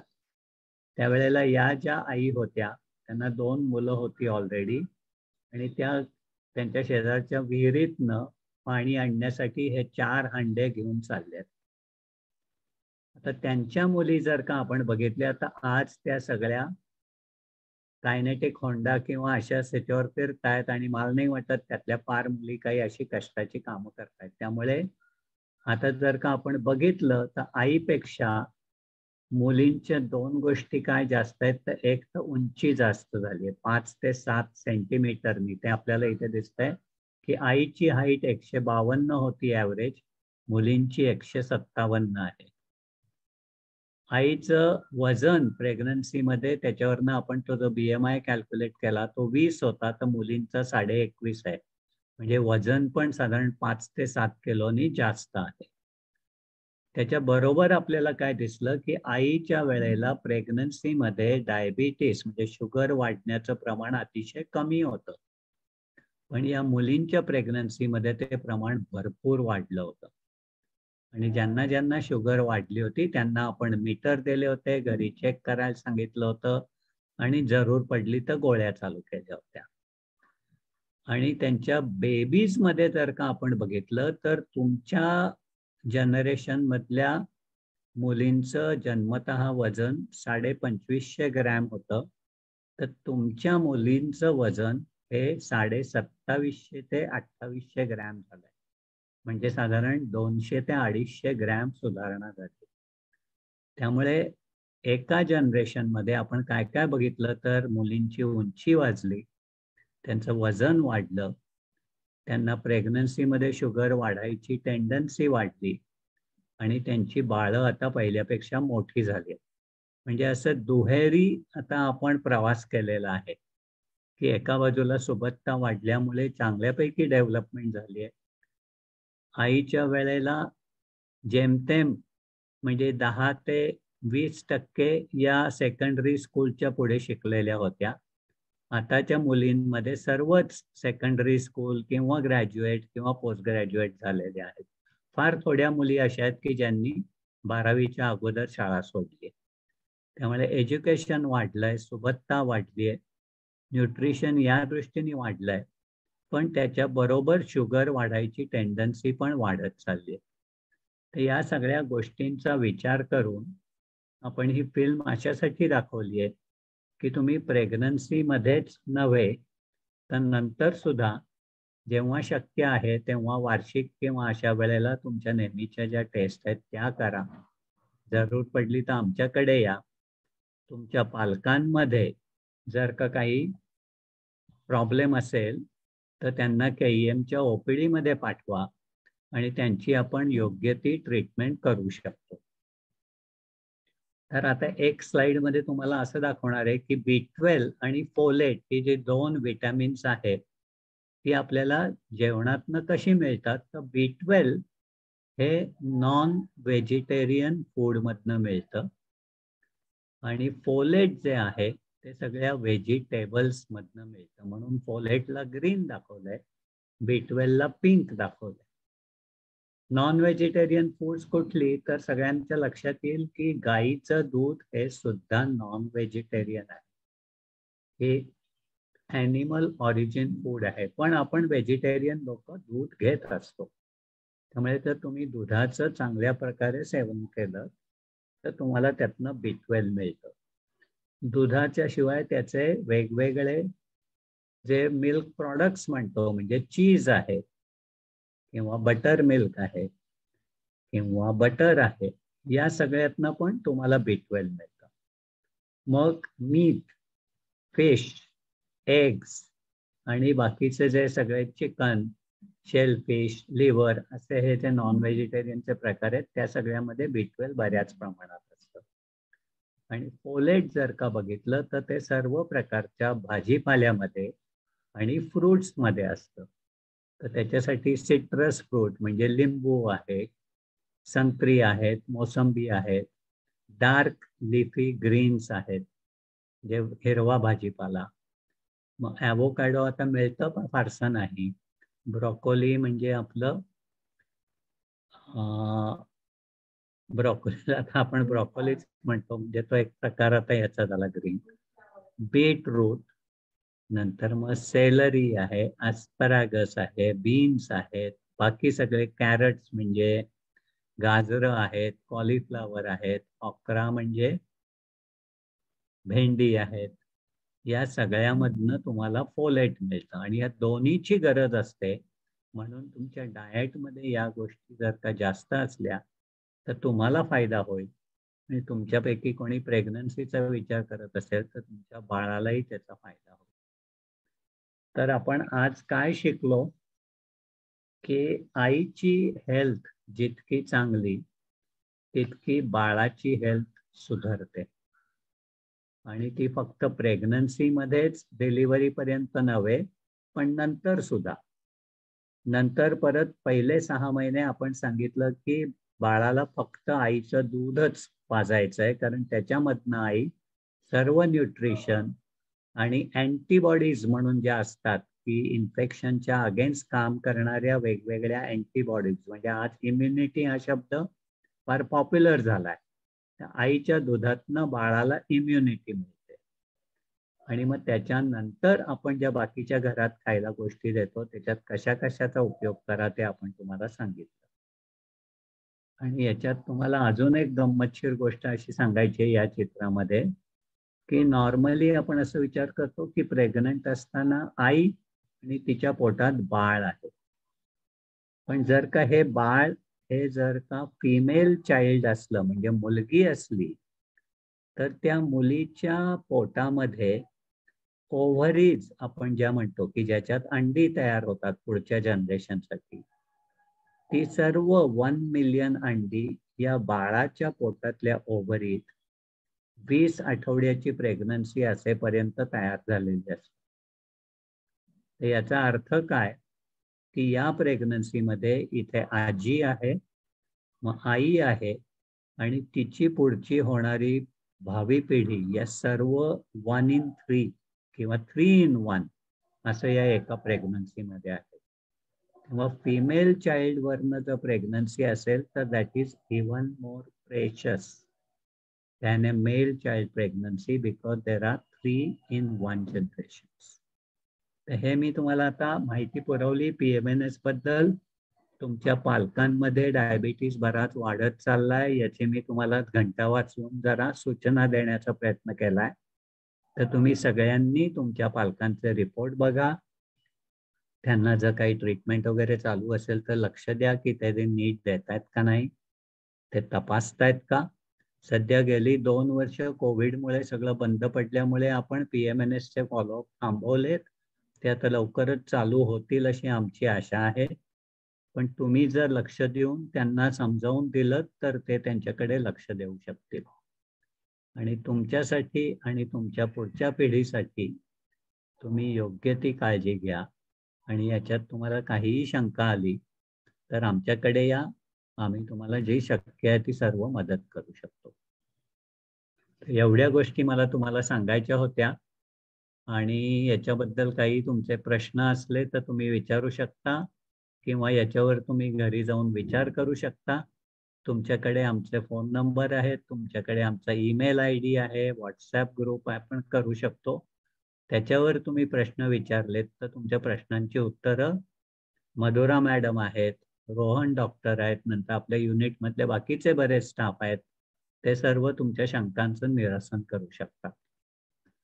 तेव्हा मी आता हे स्लाइड शो थांबवणार आहे आणि तुम्हाला काही शंका असल्या तर तुम्ही विचारा असं म्हणेन. तुम्ही अनम्यूट करून विचारू शकता.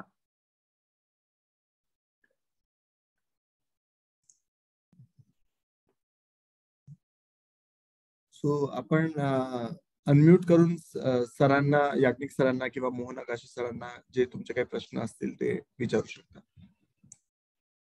आता तुम्हाला अनम्यूट करता येईल.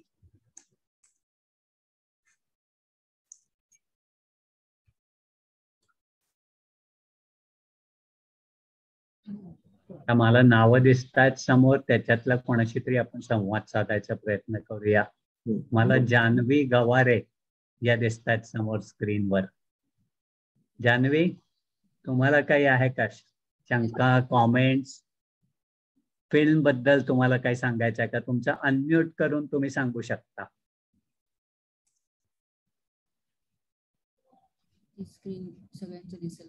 मोनिका, जान्हवीला अनम्यूट करायला सांगायला पाहिजे. हो, मोनिका होले ना, हाँ, ज्या सरपंच होणार आहेत, हो, त्या आहेत का? Yes, Monica is there. Monica पण आहे. मग मोनिकांना तुम्हाला काही सांगायचं आहे का? नाही सर, खूप छान आहे. मी आधी पण पाहिलेली फिल्म, त्यावेळी पण झालं होतं बोलणं तुमच्यासोबत. बरोबर. हो, आवडली. आपण तुमच्याकडनं आमची काय अपेक्षा आहे की आपल्या भागात झालेल्या रिसर्चवर ही फिल्म तयार झालेली आहे. ती YouTubeवर अवेलेबल आहे. तर तुमच्या भागात तुम्ही वेगवेगळ्या शाळातून, बाकीच्या जे काय फिमेल ग्रुप असतील, कॉलेजेस असतील, त्याच्यामध्ये जर का तुम्ही तुमच्या प्रयत्नांनी त्या फिल्म दाखवून जर का हा मेसेज पसरवला तर आपल्या भागातल्या सगळ्या लोकांना त्यातनं खूप म्हणजे महत्वाची माहिती मिळेल. आणि त्याप्रमाणे त्यांनी जर का ऍक्शन घेतली तर त्यांना आणि त्यांच्या भावी पिढ्यांना बराच फायदा होईल. आणि सरपंच म्हणून मला वाटतं तुम्ही ही गोष्ट अतिशय चांगल्या तऱ्हेने करू शकाल. Obviously sir. आता तुम्हाला असं करू शकाल तुम्ही?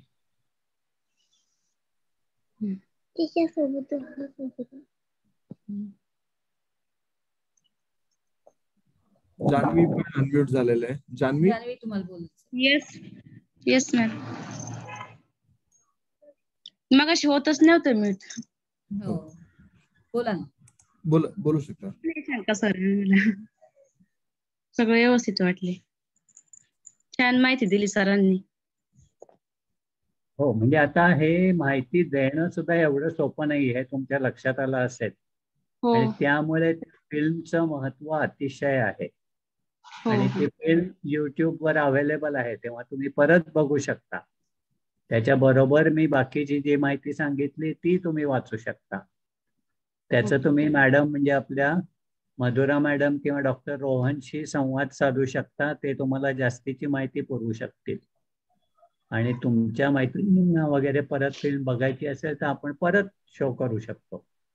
आता PMNS मध्ये आपल्या 750 ते 800 फॅमिलीज आहेत बघा. तर हा आपला PMNS साठी दुसरा शो झालाय. 50-50 म्हणजे 100 लोकांनी साधारण बघितले, अजून 600 ते 700 लोकांना दाखवायची आपल्याला. तुमच्या मैत्रिणी वगैरे असल्या तर त्यांच्यामध्ये तुम्ही याचा प्रसार करा. त्यांना सांगा की युट्यूबवर लिंक आहे, ती बघा तुम्ही.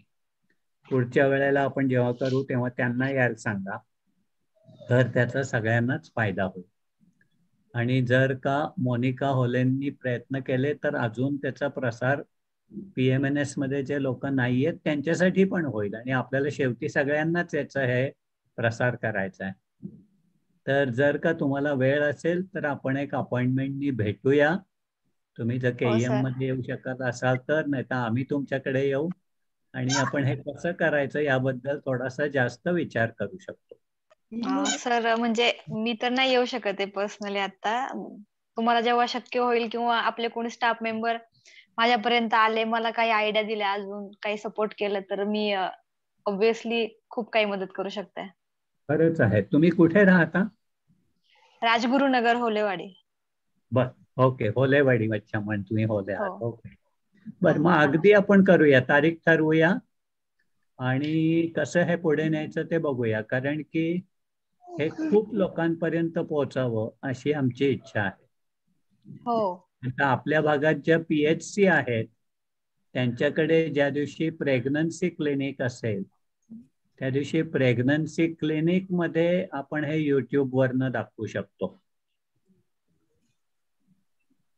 तर तिथे प्रेग्नंट बायकांना पण तसं दाखवून त्याचा फायदा होऊ शकेल. बाकीची जी प्रायव्हेट हॉस्पिटल्स आहेत तिथल्या डॉक्टरांना एक आपण सांगू शकतो. असा अनेक वेगवेगळ्या मार्गाने आपण याचा प्रसार करू शकतो. हो सर, मी पण फार्मासिस्ट आहे सर. अरे वा, छान. बघायलाच नको. मग खरोखर आपण हे करूया. तुम्ही कशी मदत करू शकाल सांगा आणि आपण 1-2 आठवड्यातच भेटूया. हो चालेल. राईट. मधुरा, तू करणार का त्यांच्याशी अपॉइंटमेंट? हो कर. जाऊया आपण. हो नक्की. चालेल. राजश्री, शीतल दिसतात. तुम्हाला काही विचारायचं सरांना? हो मॅडम, मला विचारायचं होतं. सर, आपलं युनिट लवकर चालू करा ना. मला खूप म्हणजे छान वाटतं की जे काही आपली सर्व्हिस आहे रोहन सर माझ्याकडे येऊन गेलेले ठाण्याला. मीच एकटी खूप लांब आहे, पण म्हणजे आजची फिल्म तर छानच होती, पण कसं जर रिअल मध्ये ते जर पहिल्यासारखं चालू झालं तर आम्हाला खूप आवडेल. हो, आता तुम्ही बघा, आपण मार्च 20 मध्ये बंद केलं. पहिली वेव, मग दुसरी वेव आली. जानेवारीत आम्ही चालू करणार होतो तर तिसरी वेव आली. ती आता बंद पडायच्या मार्गावर आहे. तर आम्ही विचार करतोय की ही बंद पडली की आपल्या स्टडीच्या मेजरमेंट परत चालू होतील. म्हणजे साधारण एप्रिल-मेच्या सुमाराला. तोपर्यंत तुम्ही आमच्याशी व्हॉट्सॲप, फोन, ईमेल कशानेही संपर्क साधू शकता. आणि तुमच्या पूर्वीच्या टेस्टमध्ये किंवा तुमच्या आई-वडिलांच्या टेस्टमध्ये काही प्रॉब्लेम रिपोर्ट केले असतील, काही त्याच्यात प्रॉब्लेम असला तर त्याप्रमाणे ते नीट काळजी घेतायत की नाही हे बघा. फोनवर सुद्धा आपण ते डिस्कस करू शकतो. डॉक्टर रोहन तुम्हाला सांगू शकतात. हो सर, चालेल, काही हरकत नाही. अजून कोणी? शीतल तरवडे, तुम्हाला काय वाटतंय? नाही सर, माझा पण मी पाबळला, म्हणजे मी पाबळची आहे, पण मी आता शिक्रापूरमध्ये. बर. माझा पण तोच क्वेश्चन होता. सर, माझं मेकॅनिकल इंजिनिअरिंग झालंय. मी जॉब करत होते, पण आता सध्या मी कोरोनाच्या ह्याच्यामुळं जॉबला जाणं सोडून दिलंय आणि आता 1.5 वर्षापासून हे MPSCचं प्रिपरेशन करतेय. अरे वा, छान. हा, तर माझा पण सर फिल्म तर मला खूपच आवडली. म्हणजे जसं मोहन सरांनी सांगितलं की तुम्ही पुस्तकं वाचण्यापेक्षा किंवा मग तुमचं इमॅजिनेशन तिथं काम करतं, तसं तुमचं आपण युट्यूब वरती व्हिडिओज वगैरे बघतो तर त्याच्यामधून आपल्याला लगेच कॅप्चर होतं जे दुसऱ्यांना आपल्याला सांगायचंय. तर तो पण पॉइंट खूप व्हॅलिड होता. आणि माझा एक क्वेश्चन याज्ञिक सर तुम्हालाच होतं की आपण हे जे चालू केले तर हे कोरोनामुळे सगळं स्टॉप झालेलं, तर आता माझ्या आधीच कोणीतरी प्रश्न विचारला की ते आपण रिझ्यूम कधी करणार आहोत, तर ठीक आहे, त्याचं पण आन्सर भेटले. Overall I am satisfied with. तुम्ही जर का आम्हाला काही मदत करायला तयार असलात तर व्हॉलंटियर म्हणून आम्हाला सांगा, कारण याचा जितका प्रसार आपण जास्त करू तितका फायदा होईल. तुम्ही 10-20 दुसऱ्या लोकांना जर का सांगू शकलात तर त्याचा अजून खूप त्या लोकांना पण फायदा होईल. हो सर, ऍक्च्युली आता जिथे आम्ही लायब्ररीला वगैरे जातो ना, तिथं पण म्हणजे ज्या मॅरिड वुमन्स पण खूप आहेत, म्हणजे की सपोज, आणि आता लग्न झालेलं म्हणजे नुकत्याच लग्न झालेल्या आणि ज्यांना प्रिपरेशन वगैरे करायचंय ना, तर त्या पण खूप साऱ्या मुली येतात लायब्ररीला. तर मग त्यांच्यासोबत जर ग्रुप वगैरे करून जसं काय पुढे मग आपण ते पण करू शकतो. तुम्ही जर तो ग्रुप केला तर आपण साखरेपेक्षा गोड परत दाखवूया त्या. ओके ओके, चालेल चालेल. चालेल. मग तुम्ही तेवढी जबाबदारी घेणार का? हो नक्कीच सर, नक्कीच. घ्या मग, कारण की प्री प्रेग्नन्सी काउन्सिलिंग हे आपण त्याच्यात अजून 2 स्लाइड्स घालूया की काय काय ऍडिशनल गोष्टी त्यांच्यासाठी आपण सांगू शकतो. Okay okay okay. हा, जरा बोलू का सगळ्या महिलांना सांगू? आपण 2 स्लाइड ऍड करू त्याच्यात. आणि मोहन सर त्यांनी बघा बरोबर तो, हा सांगा, बोला बोला. मला काय वाटतं, या सगळ्या ज्या मुली आहेत, मुली म्हणजे आता बायका आहेत, खऱ्या आया आहेत सगळ्या, तर या सगळ्या आया तुमच्या प्रोजेक्टचा भाग होत्या. त्यामुळे त्यांनी उगीच 4 मैत्रिणींमध्ये बसून युट्यूबची फिल्म बघितली तरी चालेल. उलट तुम्ही त्यांना फिल्म दाखवा आणि विचार की नाही आपण एक फिल्म बघू चला. मोहन तुझा म्यूट झालाय फॉर सम रिझन. विचारू नका, पण आपली फिल्म बघा आणि मग त्यांना विचार की आवडली का फिल्म, आणि मग का आवडली असं विचारा. म्हणजे खूप माहिती मिळाली म्हणून आवडली, का नटी चांगली होती म्हणून आवडली, का नट चांगला होता म्हणून आवडली. त्याच्यामध्ये ज्यामध्ये जी माहिती दिली आहे ती त्यांना आधी होती का फिल्म झाल्यामुळं झाली, हे आपल्याला तपासणं महत्वाचं आहे. कारण नुसतं आपण बौद्धिक घेतलं, मीटिंग घेतली तर कमी लोक येतात. आपण म्हटलं चला एक तुझ्याकडे कोणी आलं मैत्रिणी, एक फिल्म बघायची का, म्हणजे आता आम्ही जे तुमच्या बरोबर करतोय तेच तुम्ही छोट्या छोट्या ग्रुपमध्ये केलं तर युट्यूबवरती फिल्म आहेच दाखवायला.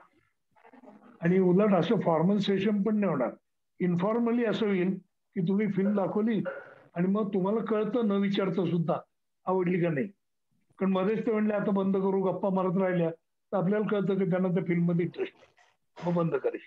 पण मध्ये कोणी बोलायला लागलं आणि दुसरीने सांगितलं हे थांब ना जरा बघू दे माग, तर मग त्या मुलींना त्याच्यात रस लागलाय हे कळतं आईवडील.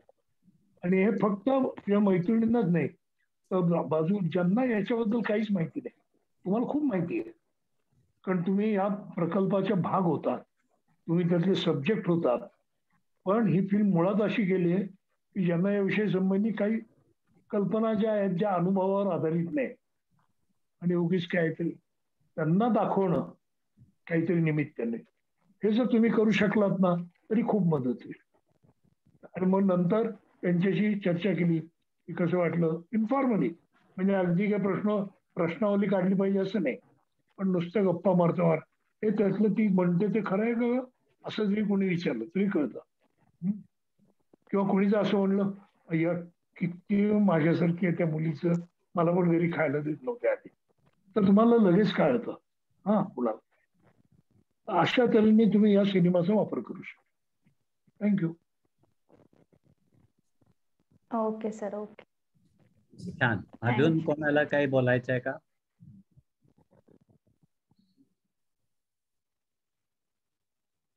सर मला बोलायचंय. हो बोला प्लीज. सर आपण आता हे प्रेग्नन्सीचे वगैरे आपण आता ही व्हिडिओ जी पाहिली ना, ती शॉर्ट फिल्म आपण दाखवली, याचं आपण आपल्या व्हॉट्सअपच्या ग्रुपला वगैरे असं डिटेल्स मध्ये काही पाठवू शकतो का, इमेजेस मध्ये वगैरे? हो अगदी. कारण ऍक्च्युली आता माझी सिस्टर इन लॉ प्रेग्नेंट आहे, तर मी तिला पण असं काही सांगू शकते जेणेकरून ती पण तिच्या मैत्रिणींमध्ये असं डिस्कस करून आपल्याला त्याच्यातून असं कसं इन्फॉर्मेशन बाहेर जाईल आपली, ती असं एक्सपोर्ट करू शकतो अशा हिशोबाने मी बोलते. तर आपल्या व्हॉट्सअपच्या ग्रुपवर टाकलेत तर म्हणजे कसं मी पण तिला दाखवू वगैरे शकते शॉर्ट फिल्म, तर मी तिला दाखवायलाच आज जी काय आपण आज पाहिली ती. तुम्ही लिंक पाठवा सगळ्यांना. हो मी लिंक पाठवेल, पण जे काही आपल्याकडे समजा आता प्रेग्नन्सीचे वगैरे डिटेल्स असतील की जे आज आम्हाला माहितीये पण त्यांना आम्ही दाखवू शकतो, असं जर भेटलं तर बरं होईल की व्हॉट्सअपच्या ग्रुपला तुम्ही टाकले तर आम्ही त्यांना दाखवू. फारच छान आयडिया आहे. तेव्हा तुम्ही आता मधुरा मॅडम आणि रोहनशी कॉन्टॅक्ट करा. ठीक आहे, आपण चालेल. व्हॉट्सअप ग्रुप आपण तयार करूया आहे सर. आणि त्याच्यावर ही फिल्म आणि बाकीच्या 2-4 थोड्या गोष्टी तुम्ही म्हणलात तशा त्या सगळ्या त्याच्यावर हो. अपलोड करू. ठीक आहे सर, ठीक आहे, चांगली आयडिया. Very good. ठीक आहे. छानच आहे. या सगळ्या मुलींचा सर आपला ग्रुप आहे आता, आधीच्या कार्यक्रमाचा पण आताच्या पण. तर मग आपण त्याच्यावर फिल्म लोड करूया. त्याच्यावर आपण प्री प्रेग्नन्सी मध्ये जे काही इश्यूज आहेत त्याचे स्टँडर्ड ऍडवाइस जे आहेत ते घालूया, प्रेग्नन्सी मधले पण घालूया आणि त्याच्यावरनं मग डिस्कशन हे त्यातलं जास्त महत्वाचं होईल. पण त्यांना जी माहिती पाहिजे आहे ती आपण सगळी पुरवूया.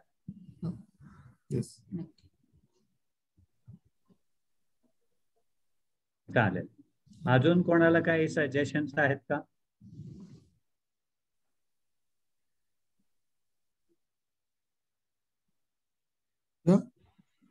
मी जाऊ का? मला भूक आता लागली. आपण आज निरोप घेऊया आणि आता ज्या ज्या गोष्टी आपण बोललो त्या सर्व गोष्टी कशा करायच्या आणि होले मॅडमशी आपण कसं हे साधायचं ते बघून आपण ठरवूया. चालेल. अच्छा, थँक्यू. थँक्यू. सगळ्यांना धन्यवाद. आज अगदी वेळात वेळ काढून सगळे उपस्थित राहिले. खूप खूप धन्यवाद. थँक्यू. थँक्यू. वेलकम. बाय.